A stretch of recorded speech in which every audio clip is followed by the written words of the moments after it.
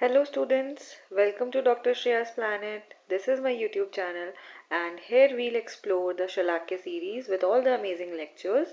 Plus we'll see how to score good marks in our prof exams and how to study in a smartest way. Shalakya series में हम नेत्र रोग पढ़ रहे थे। इसी में आगे हमें संधिगत रोग आज देखना है। तो संधिगत रोगों की संख्या की हमने बात करी थी, तो मैंने एक ट्रिक से इसकी काउंटिंग याद करी थी कि इंडिया पाकिस्तान में संधि नहीं, ठीक है, नहीं हो रखी है। तो नो संधि यानी 9 संधि ऐसे करके याद करना था, ठीक है। तो संधिगत रोगों की संख्या काउंटिंग कितनी होती है? 9 होती है आचार्य सुश्रुत के अनुसार, ठीक है। अब देखते हैं इनके नाम कौन कौन से संधिगत रोग होते हैं, इनके नाम देखते हैं सबसे पहले। सो पूया लसह स उपनाहश्च स्रावा पर्वणिकाल्जी कृमि ग्रंथिश्च विज्ञेया रोगः संधिगता नवा, ठीक है। 9 प्रकार के संधिगत रोग। आप चाहें तो ये श्लोक याद कर लें या फिर एक ट्रिक से इसको याद कर सकते हैं। ट्रिक है पुष्पक, PUSPAK, ठीक है। रावण का विमान था पुष्पक विमान, है ना। तो पुष्पक से याद रखना है, P से याद रखना है पूयालस, U से याद रखना है उपनाह, S से याद रखना है स्राव। तो 4 प्रकार के स्राव होते हैं। कौन कौन से? पूय स्राव, पित्त स्राव जिसे जल स्राव भी कहते हैं, कफ स्राव और रक्त स्राव, ठीक है। और साथ ही साथ हमने ये बात याद करी थी कि जितने भी स्राव होते हैं वो सारे स्राव कैसे होते हैं? असाध्य होते हैं, ठीक है। तो 4 प्रकार के स्राव, पूय स्राव, पित्त स्राव, कफ स्राव और रक्त स्राव। फिर आता है पी से पर्वणिका, ए से अलजी, के से कृमि ग्रंथि, ठीक है। तो पूयालस उपनाह स्राव 4 प्रकार के, फिर पर्वणिका, अलजी और कृमि ग्रंथि, ऐसे हमने 9 नाम याद कर लिए, ठीक है। फिर आचार्य वाग्भट ने भी संधिगत रोग 9 बताए हैं। बस उन्होंने डिफरेंस क्या बताया? जो पित्त स्राव है उसकी जगह जल स्राव बताया, सॉरी हाँ, जल स्राव बताया, ठीक है। तो ये हमने देख लिया। अब आगे आते हैं पूयालस, ठीक है। इससे पहले मैं इन सबका एक ओवरव्यू दे देती हूँ जिससे आप लोगों को एक दिमाग में पिक्चर क्लियर हो जाएगी कि कैसे हमें कितने रोग हैं। ये हमने देख लिया 9 है और इनके क्या क्या गुण हैं, क्या क्या दोष हैं, कैसे कैसे इनका ट्रीटमेंट होता है, ये चीज हम देख लेते हैं जिससे कि एक दिमाग में पिक्चर बन जाए, ठीक है। तो सबसे पहले हम ट्रिक लिखेंगे। ट्रिक क्या है? पुष्पक, PUSPAK, ठीक है। पूयालस,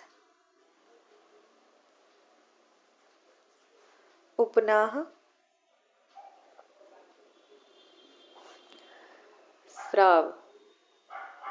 स्राव 4 प्रकार के, कौन कौन सा? पूय स्राव,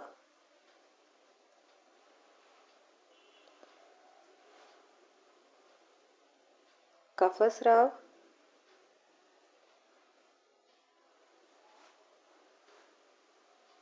कफ स्राव, रक्त स्राव,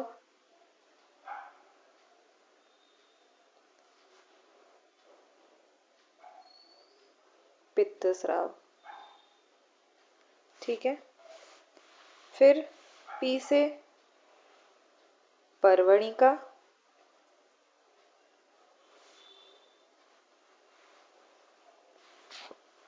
फिर ए से अलजी, फिर के से कृमि ग्रंथि, ठीक है। तो अब इसको एरो बना देते हैं यहाँ पे, एक टेबल सी क्रिएट कर देंगे,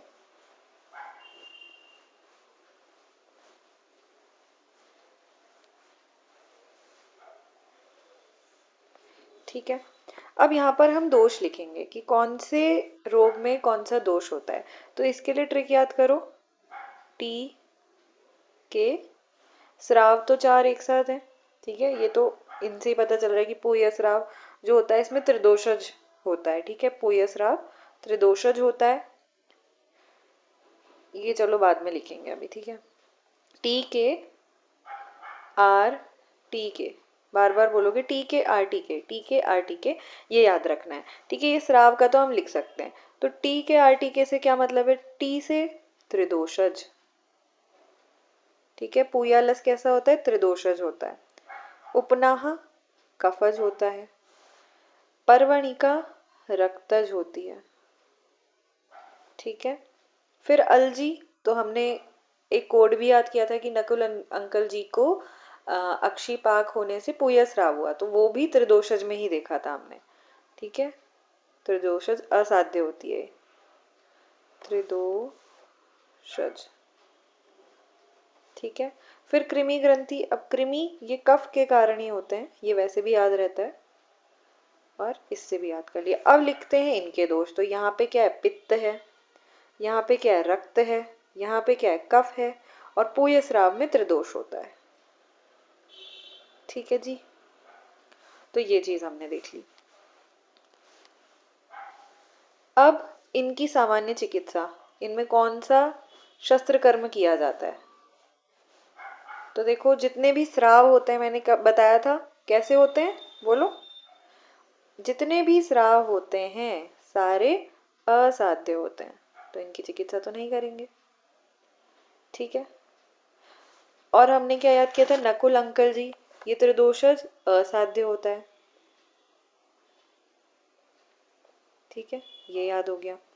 अब बचे जो साध्य हैं, क्योंकि देखो जो हमने YAS पढ़ा था तीनों दोषों में, उनमें पुयालस आया था कहीं पे? नहीं आया था। उपना आया था? नहीं आया था। परवणिका आया था? नहीं आया था। तो बाकी सारे कैसे होंगे? साध्य होंगे, ठीक है। अब इनमें भी कैसे साध्य होंगे?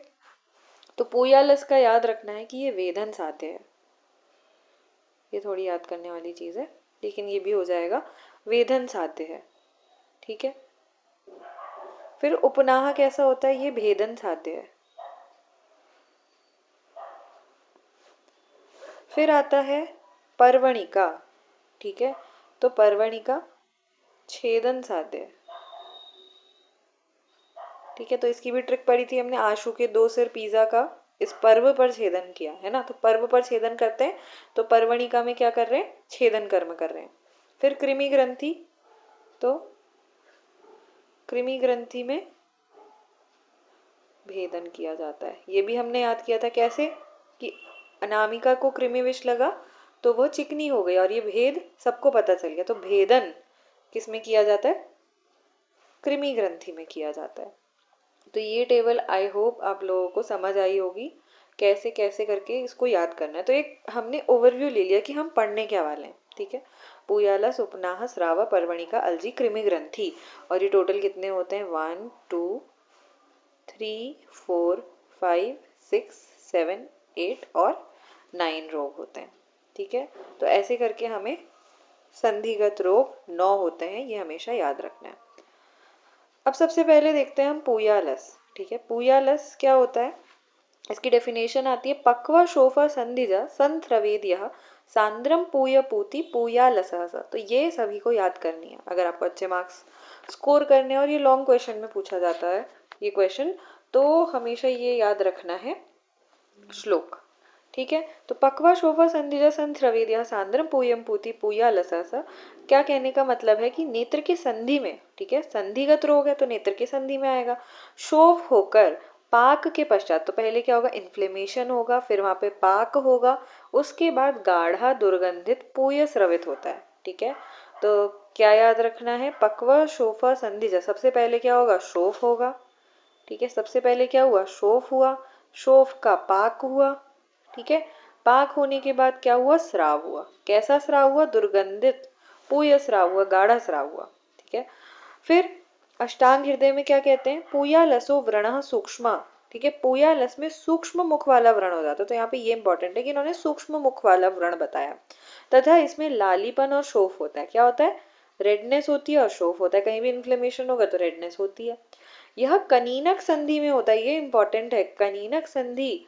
अब कनीनक संधाव आदमाई, ठीक है, यानी कनीनक संधि में होने वाला रोग है। तो कनीनक संधि क्या होती है, जैसे ये हमारी नोज आ गई तो ये वाली संधि यानी इनर कैंथस वाला पोर्शन कनीनक संधि कहलाता है। ठीक है, तो कनीनक संधि में होता है फूलने वाला तथा पूय का स्राव होता है।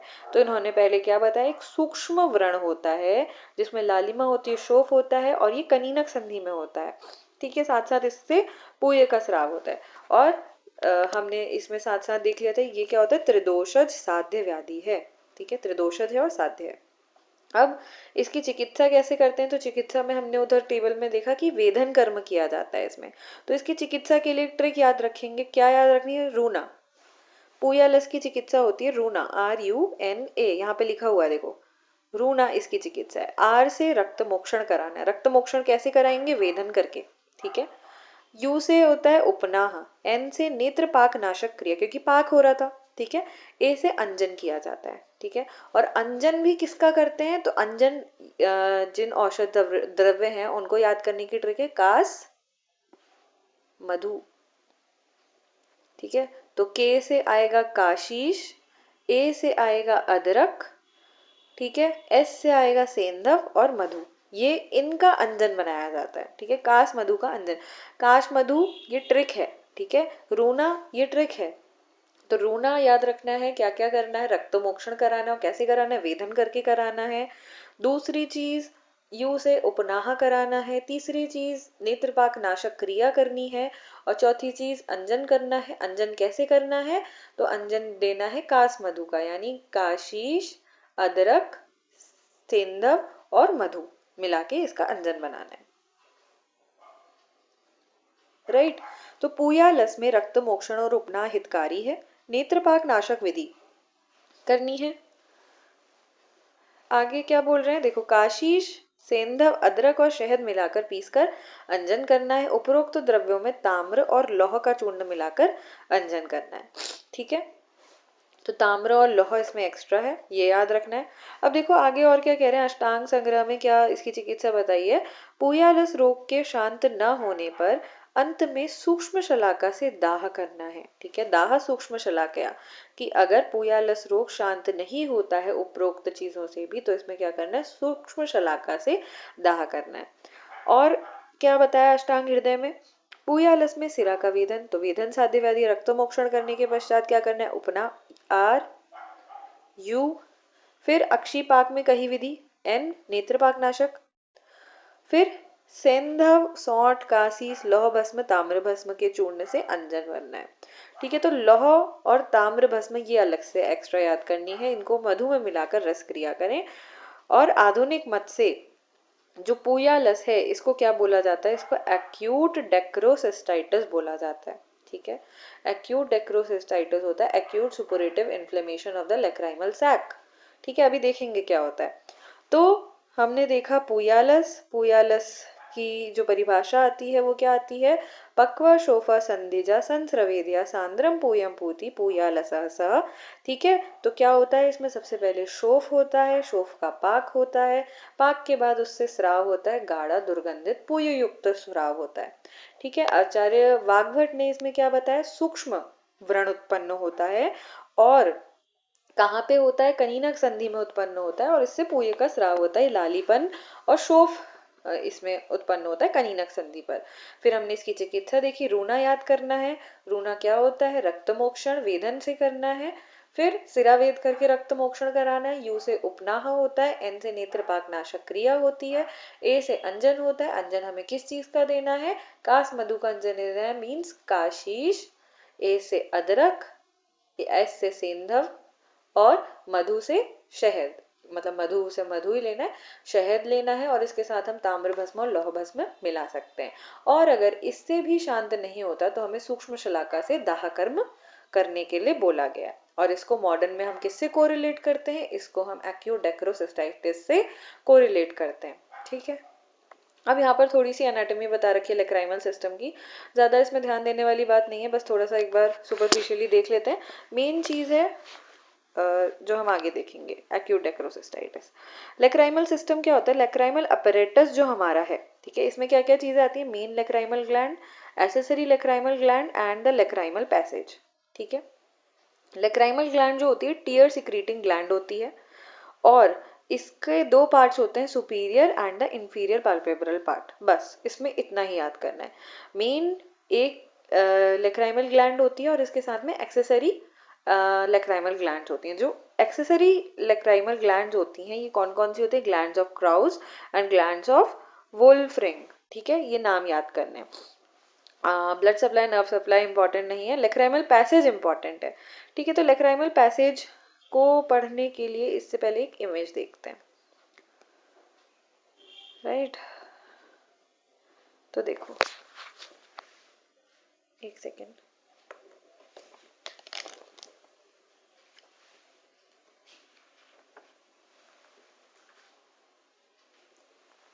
हाँ, तो देखो लेक्राइमल पैसेज के चार पार्ट्स होते हैं, मेन चार पार्ट्स होते हैं। कौन कौन से?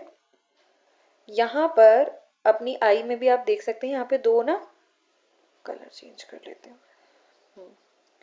यहाँ पे दो ऐसे होल लाइक स्ट्रक्चर होते हैं, होल्स जैसे होते हैं, इनको पंक्टम बोला जाता है, पंक्टम या पंक्टा बोला जाता है, ठीक है।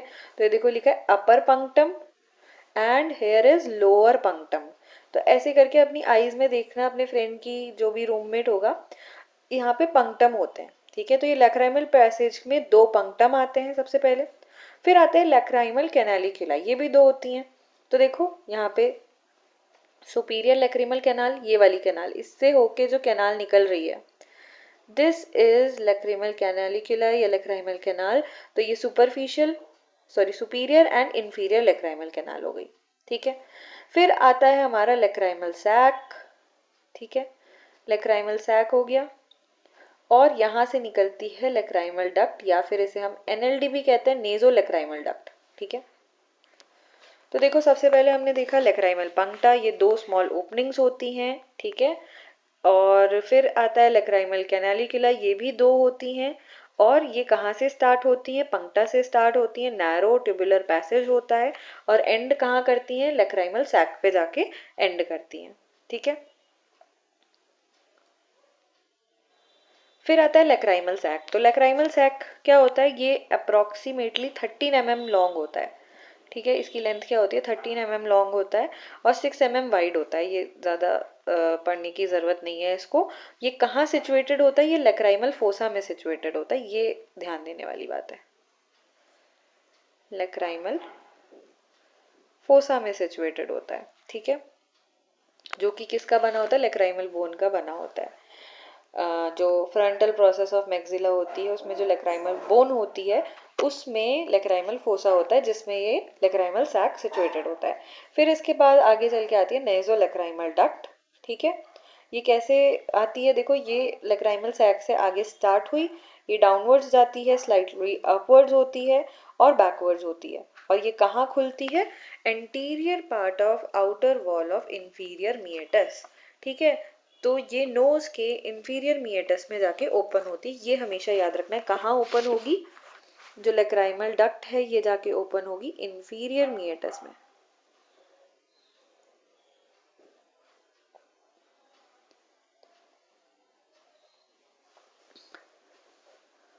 इंफीरियर मिएटस में जाके ओपन होगी, ठीक है, नोज के इंफीरियर मिएटस में। अब यहाँ फर्दर वही डायग्राम है, देखो यहाँ पे लैक्राइमल ग्लैंड दिखा रखी है, यहाँ पे साथ में एक्सेसरी लैक्राइमल ग्लैंड्स दिखा रखी है, जो हमने देखा था glands of Krause, glands of Wolfrings, ठीक है। तो ये लैक्राइमल ग्लैंड, यहाँ पे एक्सक्रीटरी लैक्राइमल डक्ट्स दिखा दिए, यहाँ से सिक्रीशंस आते हैं। फिर देखो यहाँ पे दो पंक्टा होते हैं, ठीक है, superior lacrimal punctum and inferior lacrimal punctum. फिर यहाँ से निकलती है लैक्राइमल कैनालिकुला, सुपीरियर इंफीरियर, ये ओपन होती है लैक्राइमल सैक में। लैक्राइमल सैक जाके आगे चल के बनाता है नेजो लैक्राइमल डक्ट, और नेजो लैक्राइमल डक्ट जाके ओपन होती है कहाँ पर? इंफीरियर मिएटस में, राइट। तो ये चीज हमने देख ली, ठीक है। अब थोड़ा सा बुक में देख लेते हैं क्या लिखा है। तो देखो, lacrimal passage it consist of lacrimal puncta, lacrimal canalicula, lacrimal sac, naso lacrimal duct, ये हमने देख लिया। Lacrimal puncta, these are two small openings situated on the lacrimal papilla about 6 mm from the inner canthus on the lid margin.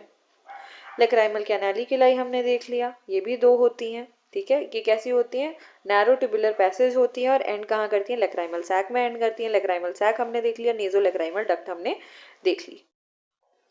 अब देखो ये कहाँ, ये चीज इंपॉर्टेंट है कि ये जो नेजो लैक्राइमल डक्ट होती है, it runs downwards, slightly outwards and backwards and open in the interior part of the outer wall of inferior meatus of nose। ठीक है, कहाँ खुलती है, inferior meatus of nose में खुलती है। फिर आते हैं आगे, अब थोड़ा टीयर के बारे में बताया। टीयर क्या होते हैं, tears are mixture of secretion from lacrimal gland. अब टीयर्स कैसे बनते हैं, तो लैक्राइमल ग्लैंड का सिक्रीशन, एक्सेसरी लैक्राइमल ग्लैंड का सिक्रीशन, गॉबलेट सेल का सिक्रीशन और यहाँ पर मिबोबियन ग्लैंड्स भी होती हैं, इनका सिक्रीशंस, ये सब मिलके टीयर बनाते हैं। और टीयर का पीएच स्लाइटली अल्कलाइन होता है 7.35 और इसमें मेनली क्या होता है, वाटर होता है, कुछ सॉल्ट्स होते हैं, sugar, urea, protein and bactericidal enzyme, lysozyme होता है इसमें। ठीक है, अब टीयर फिल्म, तो टीयर फिल्म जो होती है इसमें 3 चीजें होती है, MAL से याद रखना। टीयर फिल्म में माल होता है, म्यूकस लेयर होती है, एक्वस लेयर होती है और लिपिड लेयर होती है। ठीक है, अब इसके फंक्शंस वगैरह पढ़ लेना, कुछ इंपॉर्टेंट नहीं। ये 2 टर्म्स बहुत इंपॉर्टेंट है, व्हाट इज एपिफोरा, व्हाट इज हाइपरलैक्रिमेशन, दोनों में ही आंखों में पानी भरा हुआ दिखेगा। ठीक है, अब एपिफोरा क्या होता है, overflow of tears from the conjunctival sac. ठीक है, इसको ऐसे समझो, 2 चीजें, एक तो अब कहीं भी कोई चीज इंक्रीज हो रही है उसके 2 रीजंस होते हैं, क्या, ओवर प्रोडक्शन,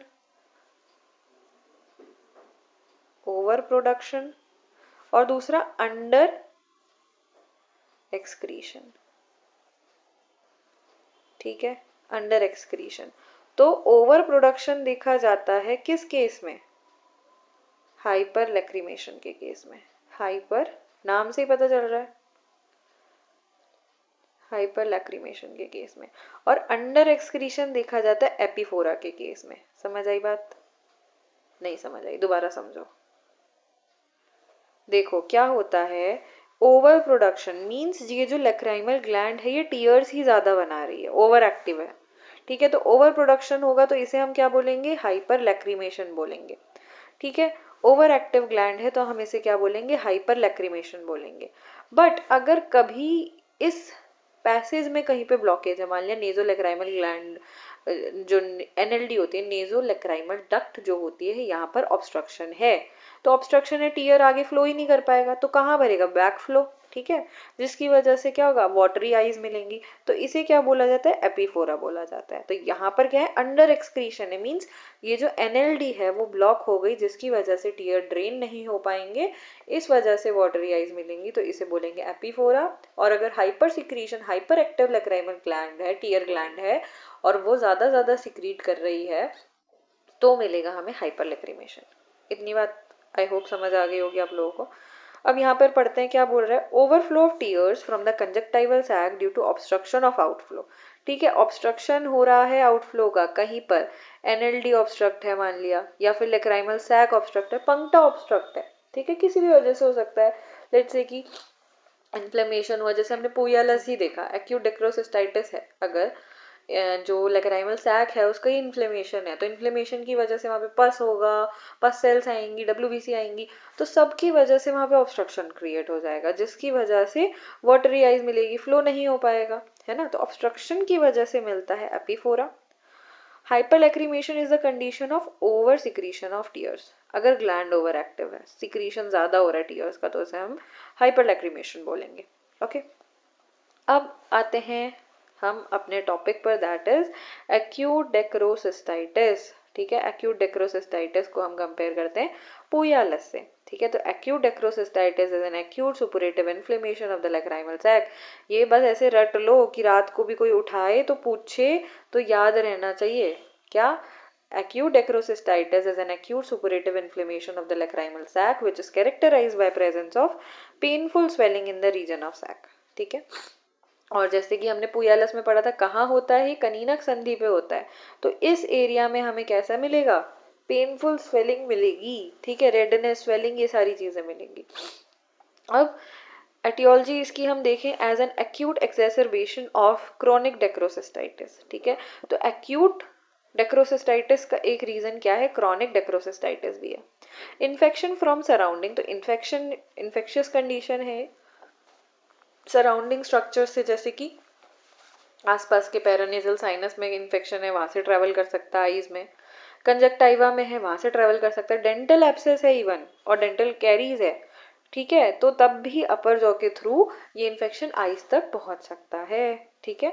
कॉजेटिव ऑर्गेनिज्म इसका क्या होता है, स्टेफाइलोकोकस एंड न्यूमोकोकस, ठीक है। और देखो क्लिनिकल पिक्चर, अब इसको 3 स्टेजेस में हम डिवाइड कर सकते हैं। अब देखो कहीं पर भी फिस्टुला फॉर्मेशन होता है तो उसके पहले हमेशा और हमेशा एब्सेस फॉर्मेशन होती है, और एब्सेस अगर बन रहा है तो वहां पर उससे पहले इन्फ्लेमेशन हुआ रहता है, ठीक है। तो प्रोसेस क्या चलती है जनरली, इन्फ्लेमेशन होगा, फिर क्या बनेगा, एब्सेस बनेगा, फिर जाके फिस्टुला बनता है। सेम यहाँ पर भी यही स्टेजेस बता रखी हैं। तो देखो सबसे पहले बताया है stage of cellulitis, cellulitis mean cells का इन्फ्लेमेशन हो रहा है। Second stage of lacrimal abscess, lacrimal area में एब्सेस बन जाएगा लेक्राइमल सैक में। एंड थर्ड स्टेज इज, अगर इसको ट्रीट नहीं किया गया तो स्टेज ऑफ फिस्टुला फॉर्मेशन। तो ये 3 स्टेजेस हमेशा याद रहनी चाहिए। क्या होगा, सबसे पहले इन्फ्लेमेशन होगा सेल्स का, सेल्स के इन्फ्लेमेशन को क्या बोलेंगे, सेलुलाइटिस, ठीक है। सेलुलाइटिस हो गया, चलो इसके बाद क्या होगा, अगर इसको ट्रीट नहीं किया एब्सेस बन जाएगा भाई, और एब्सेस को अगर ट्रीट नहीं किया तो क्या होगा, तो फिस्टुला बन जाएगा, ठीक है, ठीक है, एक ओपनिंग बन जाएगी, वो एब्सेस बर्स्ट हो जाएगा। तो अब देखते हैं क्या मिलता है सेलुलाइटिस। अब देखो इन्फ्लेमेशन है सेल्स का, तो बेसिक बेसिक एक पिक्चर हमें देखने के लिए मिलती है कि इन्फ्लेमेशन में क्या होता है, rubor tumour calor dolor function loss, ठीक है। तो देखो it is characterise by painful swelling, pain होगा in the region of sac associated with epiphora. अब एपीफोरा क्या था, ड्यू टू ऑब्स्ट्रक्शन, ठीक है, ऑब्स्ट्रक्शन की वजह से एपीफोरा हो रहा था। तो ये बहुत बार वाइवा में भी पूछा जाता है, what is the difference between hyperlacrimation and epiphora. so you all should know this, ठीक है, why epiphora happens, because of the obstruction of nasolacrimal duct, while hyperlacrimation is over secretion of tears. The swelling is red, hot, firm and tender, ठीक है। कैसी होगी, red होगी, hot होगी, rubor tumour calor dolor function loss, ये सारा मिलेगा। Redness और एडिमा सब जगह लिख सकते हो, कहीं भी इन्फ्लेमेशन है।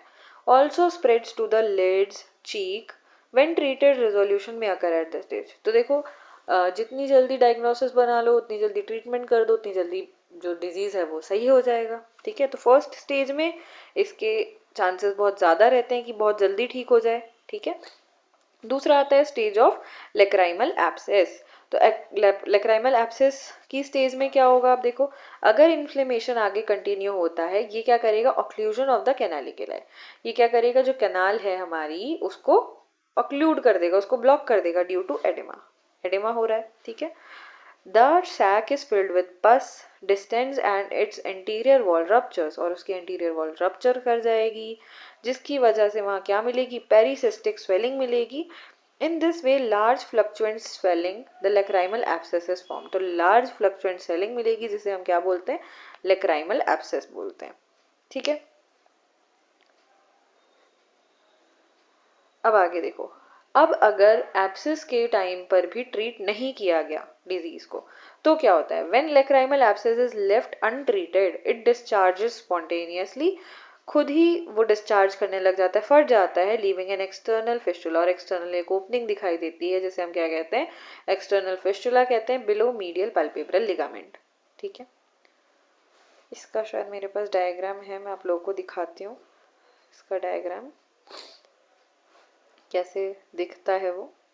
एक्यूट डेक्रोसिस्टाइटिस, तो इसकी डेफिनेशन हमने देख ली, acute suppurative inflammation of the lacrimal sac which is characterised by the presence of painful swelling in the region of sac. फिर इसके कॉजेज हमने देख लिए, प्रीडिस्पोजिंग फैक्टर्स थोड़ा देख लेते हैं। एज मोर कॉमनली कहाँ मिलेगा, 40 to 60 ईयर्स की एज में मिलेगा, प्रीडोमिनेंटली सीन इन फीमेल्स, ठीक है, फीमेल्स ज़्यादा प्रोन है इसको डेवलप करने के लिए। Heredity plays an indirect role, it affects the facial configuration, so the length and width of the bony canal, poor personal hygiene की वजह से भी होता है क्योंकि इन्फेक्शियस कंडीशन है। तो देखो हमने देखा था वहाँ पे न्यूमोकोकस, स्टेफाइलोकोकस, साथ ही साथ स्ट्रेप्टोकोकस भी होता है, ठीक है। क्लिनिकल पिक्चर हमने देखी, stage of cellulitis, lacrimal abscess and fistula formation. फिर स्टेज ऑफ सेलुलाइटिस हमने देख लिया था क्या क्या मिलता है इसमें, स्टेज ऑफ लेक्राइमल एब्सेस हमने देखा। अब देखो ये दिखा रखा है स्टेज ऑफ लेक्राइमल, एक ह्यूज फ्लक्चुएंट स्वेलिंग बनी है, ठीक है, इसे हम क्या बोल रहे हैं, इसे हम बोल रहे हैं लेक्राइमल एब्सेस। और कहाँ बन रहा है देखो, ये इनर कैंथस की साइड कनीनक संधि में बना है, ठीक है, लेक्राइमल एब्सेस। अब आगे स्टेज ऑफ फिस्टुला फॉर्मेशन, तो देखो ये बर्स्ट हो जाता है और बाहर से हमें क्या मिल रही है, एक एक्सटर्नल ओपनिंग देखने के लिए मिल रही है, क्या है, एक्सटर्नल ओपनिंग है, और यहाँ पर फिस्टुला बन गया है, ठीक है। तो इसे क्या बोलेंगे हम, एक्सटर्नल लेक्राइमल फिस्टुला इसे बोला जाता है, ठीक है। तो ये चीज हमने देख ली। अब नेक्स्ट आते हैं कॉम्प्लिकेशंस। तो कॉम्प्लिकेशंस इसकी क्या हो सकती है, osteomyelitis of the lacrimal bone, ठीक है, लेक्राइमल बोन। अब इन्फेक्शियस कंडीशन है, तो ये इन्फेक्शन अगर ट्रीट नहीं किया, बहुत टाइम ऐसे रहा, ये किसको इन्वॉल्व कर लेगा, ये लेक्राइमल बोन को इन्वॉल्व कर लेगा, ठीक है, वहां पे ऑस्टियोमाइलाइटिस कॉज कराएगा। ऑर्बिटल सेलुलाइटिस कॉज करा सकता है, रेयरली कैवर्नस साइन। और देखो जो इन्फ्लेमेशन है, जो इन्फेक्शन है, हो सकता है वो कैवर्नस साइनस तक ट्रैवल कर जाए और वहां पे क्या बना ले, क्लॉट बना ले, थ्रोम्बोसिस कर दे वहां पे, due to spread of infection through angular vein. जो एंगुलर वेन है उसके थ्रू ये इन्फेक्शन वहां ट्रैवल कर सकता है। नेक्स्ट इज लिड एब्सेस हो सकता है, एक्यूट कंजक्टिवाइटिस इससे हो सकता है, ठीक है। अब ट्रीटमेंट इसमें क्या करना है, तो ट्रीटमेंट में हमें हॉट कंप्रेस यूज करना है 3 to 4 times daily. Systemic antibiotics use करने हैं, एनाल्जेसिक्स यूज करने हैं, सिस्टेमिक भी यूज कर सकते हैं हम, लोकली भी इसको दे सकते हैं antibiotics, analgesics, right. In case of lacrimal abscess a vertical incision is given. अब इसमें एक प्रोसेस होती है IND से बोला जाता है, इंसिजन एंड ड्रेनेज। तो इसमें क्या करते हैं, एक वर्टिकल इंसिजन देते हैं, जो एब्सेस बना है, अगर फिस्टुला नहीं बना है, अभी एब्सेस बना है, तो हमने क्या करना है, एक वर्टिकल इंसिजन देना है, and is given over the sac and in the lower part of the pus is drain out. और क्या करना है, पस जितना भी है उसको ड्रेन आउट कर देना है और क्लीन कर देना है वहां पे, ठीक है। In case of lacrimal fistula, अगर लेक्राइमल फिस्टुला बन गया है तो फिस्टुलेक्टमी करो, ठीक है। साथ ही साथ हम क्या करते हैं, डेक्रोसिस्टेक्टमी, मींस जो लेक्राइमल सैक है, लेक्राइमल सैक है, इसका रिमूवल कर दो, ठीक है। डेक्रोसिस्टेक्टमी कर दो या DCR, डेक्रोसिस्टोराइनोस्टोमी कर दो। ये किस केस में किया जाता है, मान लिया NLD ऑब्स्ट्रक्ट है, तो देखो यहाँ से इसको ऐसे समझो, जैसे ये आई है, यहाँ से पंक्टा से कैनारिकुलाई आई, यहाँ पे सैक है, ये आगे नेजोलेक्राइमल डक्ट है, और ये आके कहाँ खुल रही है, ये इंफीरियर मिएटस में खुल रही है, ठीक है। अब मान लिया यहाँ पर कहीं पे ब्लॉकेज हो गया, तो हम क्या करते हैं, ये आई है, हाँ, तो हम क्या करते हैं, हम यहाँ से डायरेक्ट पैसेज एक क्रिएट कर देते हैं, जिसे क्या बोला जाता है, डेक्रोसिस्टोराइनोस्टोमी बोला जाता है, कि नोज में लेक्राइमल सैक से डायरेक्ट पैसेज क्रिएट कर देते हैं, ठीक है। तो ये भी एक प्रोसेस रहती है। तो द रिमूवल ऑफ, अब देखो सबसे पहले पढ़ते हैं हम डेक्रोसिस्टेक्टमी, ठीक है। डेक्रोसिस्टेक्टमी क्या होता है, the removal of lacrimal sac is known as dacryocystectomy, ठीक है। तो इंडिकेशंस कब हम करेंगे डेक्रोसिस्टेक्टमी की, जो पूरा सैक है, लेक्राइमल सैक है, उसे रिमूव कर दो। तो ये कब करते हैं, जब ट्यूबरक्लोसिस होता है, दूसरा मैलिग्नेंसी के केस में, तीसरा क्रॉनिक फाइब्रोटिक डेक्रोसिस्टाइटिस के केस में, ठीक है। अगर ट्यूबरक्लोसिस है, ट्रीट नहीं हो पा रहा है, तो पूरा सैक रिमूव कर दो। मैलिग्नेंसी हो गई है सैक की, तो रिमूव कर दो, क्योंकि ऑब्स्ट्रक्शन हो सकता है उसकी वजह से, मैलिग्नेंसी की वजह से, है ना। फिर क्रॉनिक फाइब्रोटिक डेक्रोसिस्टाइटिस है, तो भी हम क्या करते हैं, डेक्रोसिस्टेक्टमी की जाती है। प्रोसीजर इसमें क्या करना है, तो देखो कहाँ पर हो रहा है, ये इनर कैंथस की साइड हो रहा है।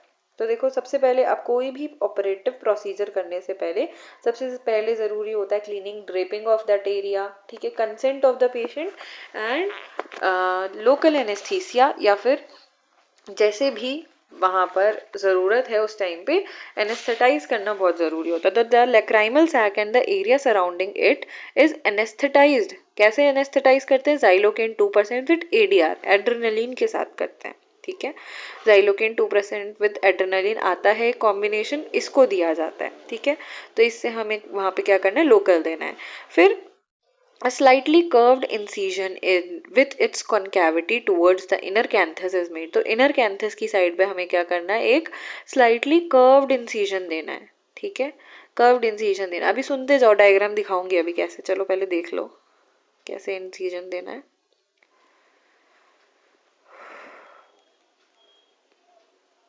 देखो ये इनर कैंथस है, यहाँ पर एक कर्व्ड इंसिजन दे रखा है, ठीक है, तो यही बात कर रही थी मैं। तो देखो a slightly curved incision with its concavity towards the inner canthus is made. The incision is about 2 centimeter, और कितना बड़ा देना है, 2 सेंटीमीटर का देना है, and 1/3 of its lies above the medial palpebral ligament. अब क्या करना है, सबसे पहले हमने इंसिजन दिया तो सबसे बाहर क्या है, हमारी स्किन है, तो सबसे पहले स्किन को सेपरेट करो। फिर उसके बाद उसके नीचे मसल आती है, ऑर्बिक्युलरिस ऑक्यूलाई मसल को सेपरेट करो। फिर इसके साथ साथ हमें क्या करना है, along the line of incision with lacrimal dissector, और हमें किसका यूज करना है, lacrimal dissector का यूज करते हुए इसको इंसाइज करना है, and then retracted with Muller retractor.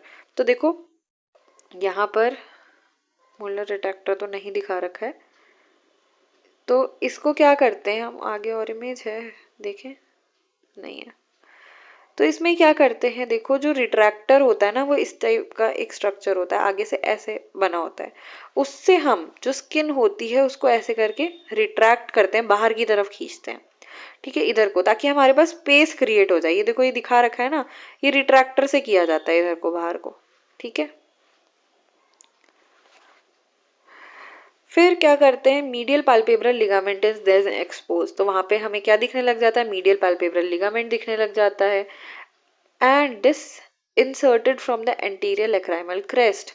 अब क्या किया जाता है, उसको भी रिमूव किया जाता है एंटीरियर लेक्राइमल क्रेस्ट पे से, और lacrimal sac is then dissected from the floor. फिर जाके हम क्या करते हैं, लेक्राइमल सैक को वहां से डाइसेक्ट करते हैं फ्लोर पर से, ठीक है। मान लिया ये हमारा लेक्राइमल सैक है, तो ये इसका जो क्रेस्ट होता है वो इसका फ्लोर है, यहाँ से इसको हम रिमूव करना स्टार्ट करते हैं, और क्या करते हैं, lacrimal sac is drawn forward, पहले इसको बाहर की तरफ को खींचते हैं, ठीक है, ड्रॉन फॉरवर्ड, ट्विस्टेड, फिर इसको घुमाते हैं, ट्विस्टेड, ऐसे मान लो कोई चिमटा जैसी चीज है, कोई चिमटा ही समझो ऐसी चीज है, या फोर्सेप जैसी चीज है, उससे हमने किसी चीज को पकड़ा है, उसको हमें रिमूव करना है, तो हम पहले उसको बेस से अलग करेंगे, फिर उसको ट्विस्ट करेंगे, फिर उसको बाहर की तरफ पुल करेंगे, ठीक है।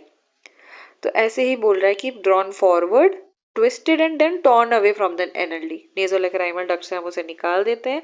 The upper end of the duct is curetted, जो अपर एंड होता है डक्ट का उसे क्यूरेट करा जाता है, और जो इंसिजन हमने किया था उसको वापस से क्या कर देते हैं, क्लोज कर देते हैं सूचर से, ठीक है। Pad and pressure bandage are applied for 24 to 48 hours, stitches are removed after 6 to 7 days, 6 से 7 दिन बाद उन स्टिचेस को रिमूव कर दिया जाता है, ठीक है। तो ये हमने देखा डेक्रोसिस्टेक्टमी। तो देखो यहाँ पर उतना क्लियर नहीं है इमेजेस, बस इसको ऐसे समझो कि एक इंसिजन कहाँ पे देना है, 2 सेंटीमीटर का इनर कैंथस की साइड पे देना है, फिर स्किन को रिमूव करना है, ठीक है। ऐसे करते करते आगे का प्रोसेस करना है। फिर हमने लेक्राइमल सैक को, ठीक है, यहाँ पे पर्पल कलर से क्या दिखा रखा है, लेक्राइमल सैक यहाँ पे दिखा रखा है, ये देखो लेक्राइमल सैक को क्या करना है, फॉरवर्ड की तरफ पुल, पहले तो हमें उसको बेस से अलग करना है, लेक्राइमल क्रेस्ट से अलग करना है, फिर उसको फॉरवर्ड पुल करना है, ट्विस्ट करना है, फिर उसको रिमूव कर देना है, ठीक है। फिर वो जो रिमूव हुआ उसके बाद जो एनएलडी बची, नेजोलेक्राइमल डक्ट बची, उसको क्यूरेट करना है, उसको स्टिच करना है, और वापस से इस चीज को क्लोज कर देना है, ठीक है। अब आगे चलते हैं, अब देखते हैं डेक्रोसिस्टोराइनोस्टोमी।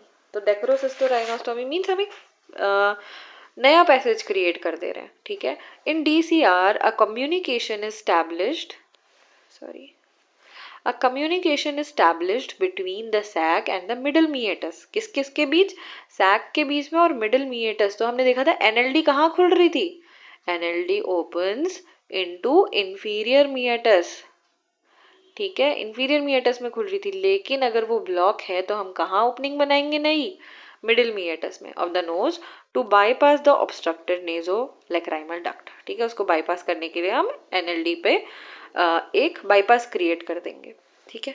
तो देखो यहाँ पर बाईसेप्स कह रही हूँ मैं, बाईपास दिखाया होगा,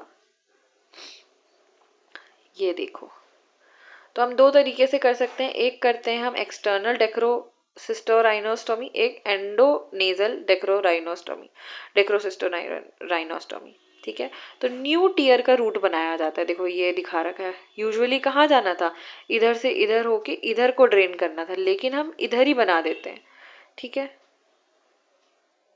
नया रूट हमने कहाँ बनाया, ये वाला नया रूट बनाया, ये येलो कलर से मैंने दिखाया। और यूजुअली क्या होता है, नेचुरली जो हमारे पास है वो ये रूट है, ये जो पर्पल से स्काई ब्लू से बनाया है। ठीक है,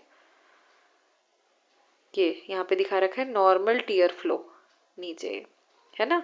ये क्या है, नॉर्मल टीयर फ्लो है, लेकिन हम यहाँ पे एक फॉल्स पैसेज क्रिएट कर देते हैं। फॉल्स नहीं मीन्स ट्रू ही कर रहे हैं, लेकिन अलग से बाईपास बना दे रहे हैं। तो इसे क्या बोला जाता है, डेक्रोसिस्टोराइनोस्टोमी बोला जाता है। कब करेंगे, जब म्यूकोसील है लेक्राइमल सैक का, क्रॉनिक डेक्रोसिस्टाइटिस है, तब हम इसको यूज करते हैं। अब प्रोसीजर इसका क्या रहता है, इसमें सबसे पहले नेजल कैविटी को पैक करते हैं गॉज से, जिसको 4% सॉल्यूशन ऑफ जाइलोकेन, ऊपर क्या ले रहे थे हम 2% ले रहे थे, यहाँ पे 4% सॉल्यूशन लेना है with adrenaline. The skin incision and exposure of the sac are same as of dacryocystectomy. तो जैसे हमने ऊपर देखा कि 2 सेंटीमीटर का इंसिजन बनाया है, फिर खोल रहे हैं, मुलर्स रिट्रैक्टर यूज कर रहे हैं, सब चीजें, तो वो सेम रहेगा। Lacrimal sac is separated from the medial wall, lacrimal sac को भी मीडियल वॉल से सेपरेट करेंगे और फ्लोर से। Lacrimal fossa is now exposed, अब लेक्राइमल फोसा एक्सपोज हो जाता है। अब लेक्राइमल सैक एक्सपोज हो गया, a 10 centimetre bony ostium is made. तो बोनी ऑस्टियम क्या होता है, ये अलग से जो डॉक्टर एक वहां पर क्या बनाता है, पैसेज बनाता है बोन में। ठीक है, उसे क्या बोला जाता है, बोनी ऑस्टियम बोला जाता है। तो सबसे पहले हमने क्या देखा, हमने देखा नेजल कैविटी को पैक करेंगे, नेजल कैविटी की पैकिंग करी जाएगी। ठीक है, नेजल कैविटी की पैकिंग करेंगे 4% solution of xylocaine and adrenaline से। ठीक है, फिर एक सेकेंड रुकना।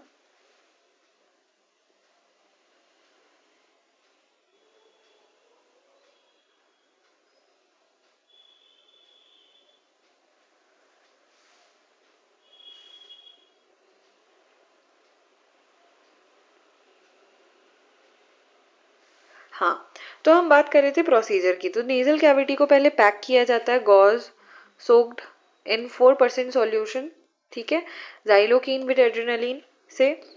और फिर इसमें एक स्किन में इंसिजन लगाया जाता है, वही जैसे हमने देखा था जो इनर कैंथस है वहां पे 2 सेंटीमीटर का इंसिजन लगाया जाता है, सैक का एक्सपोजर करते हैं, ये सब ऊपर वाले प्रोसीजर की तरह होगा। फिर लेक्राइमल सैक को सेपरेट करते हैं। अब देखो, a 10 centimetre bony ostium is made.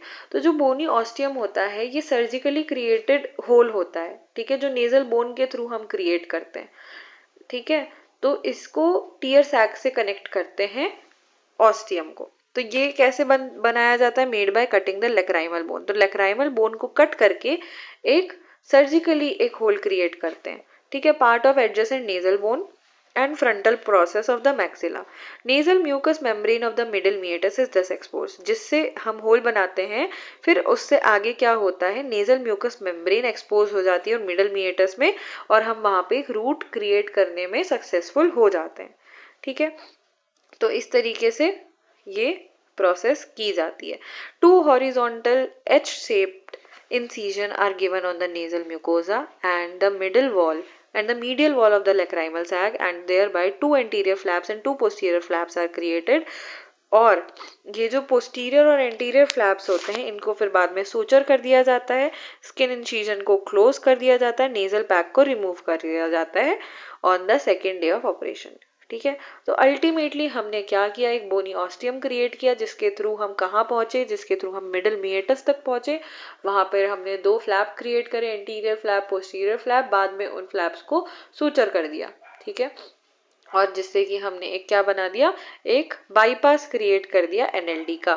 ठीक है, तो इस तरीके से हमने डेक्रोसिस्टोराइनोस्टोमी, डेक्रोसिस्टेक्टमी और एक्यूट डेक्रोसिस्टाइटिस कंप्लीट कर लिया, जिसको हम किससे कंपेयर करते हैं, जिसको हम पुयालस से कंपेयर करते हैं। आज हमने एक डिजीज पढ़ ली, आगे हम बाकी डिजीजेस देखेंगे, उपनाह, स्राव, परवणिका, अल्जी और कृमि ग्रंथि। ठीक है, तो अगर आपको लेक्चर पसंद आया है तो आप चैनल को सब्सक्राइब कर सकते हैं, और अगर आपको ये नोट्स चाहिए तो आप मेरा Telegram channel which is Vaidyashri BAMS library join कर सकते हैं, जहाँ पर आपको ये नोट्स अवेलेबल हो जाएंगे। और अगर आपको कोई डाउट होता है तो आप मुझे डायरेक्ट मैसेज भी कर सकते हैं। 9756564352 ये मेरा नंबर है, कॉन्टैक्ट नंबर है।